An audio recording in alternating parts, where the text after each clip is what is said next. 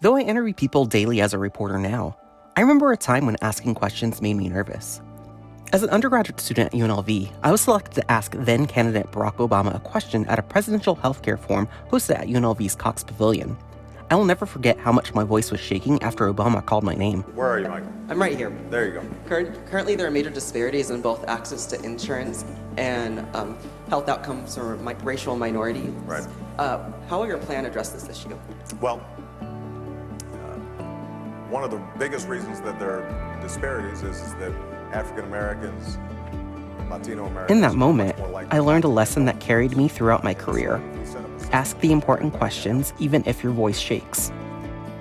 When I graduated from UNLV's journalism school in 2008, I was the first in my immediate family to graduate college. But it took 2 years before I was hired to work as a reporter.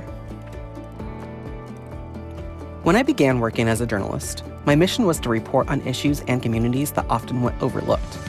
I looked for every opportunity to tell those stories of underreported communities. Those articles even resulted in a few awards, including being named the Nevada Press Association's 2011 Journalist of Merit, a recognition given to new journalists. Too often I hit resistance from editors when reporting on those communities and told I wasn't qualified to cover politics or social service topics, including homelessness. So after 7 years as a reporter, I did something risky. I quit my job to become a freelance journalist and make my own opportunities. The most notable moment of my freelance career came on the back of one of the biggest tragedies my city has ever faced. A gunman opened fire at a concert on the Las Vegas Strip. At 5 a.m. the morning of the massacre, I received a phone call from an editor at the Washington Post after a former colleague referred me. Nothing is more humbling and more nerve-wracking than asking people to recount the most tragic moments of their lives.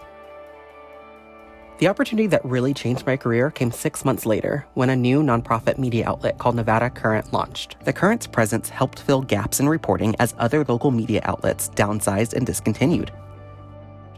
For the first time in my career, I was trusted with reporting on a variety of topics, including interviewing political figures, from the late John Lewis to Senator Elizabeth Warren during her presidential run. While I relish being able to cover politics, my biggest pride has been telling stories of those communities that are often overlooked. That includes reporting on homeless encampments, even covering the 2020 protests for racial justice.